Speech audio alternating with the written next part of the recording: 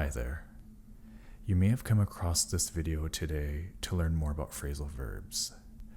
Phrasal verbs are a crucial part of the English language and essential to sounding more fluent to native speakers, especially in informal and spoken contexts. However, it is well known that they are a significant challenge to those who learn English as a second language, especially since they can be so highly idiomatic and unpredictable in meaning. What I plan to do is to break down the complexities of phrasal verbs and provide different resources for ESL students to study them in an effective way. This will be in the form of videos and tools for you to get a better sense of what each of the various phrasal verbs mean. However, like any language learning experience, there is no substitute to putting in the work to review and practice them. It will take time, but I am confident that you will master one of the most difficult parts of the English language. So what exactly are phrasal verbs? In its most basic form, a phrasal verb is the combination of a main verb and a particle that forms a single semantic unit.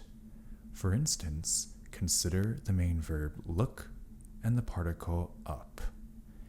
If we say, I looked up the word in the dictionary, the phrasal verb look up means to search for information.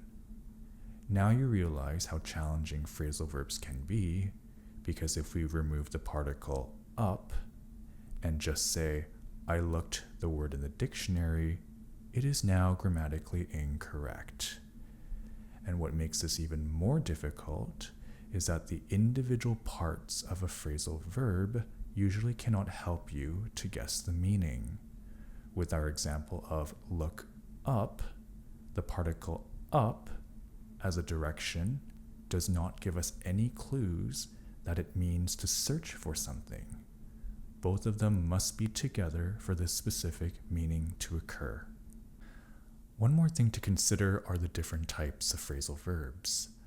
An important classification is whether a phrasal verb is transitive or intransitive. Transitive verbs involve actions towards objects for them to have meaning, while intransitive verbs can function without them. This feature of phrasal verbs can also be difficult because it is possible for phrasal verbs to work in both cases. For instance, consider the phrasal verb take off.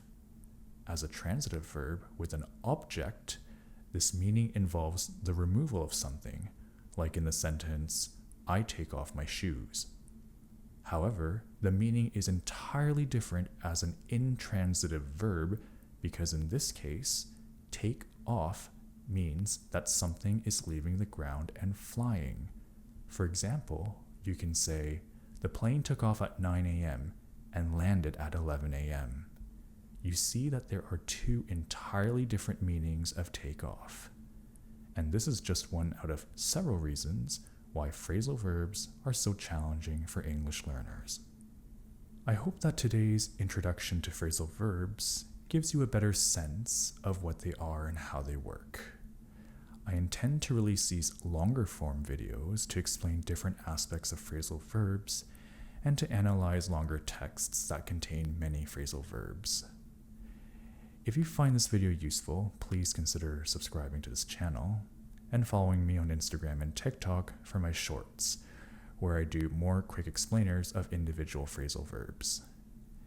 And if you've been clever, you may have noticed that I have used several phrasal verbs in this video. Feel free to comment down below and let me know how many I have said and which ones I have used. Until next time, thanks for watching.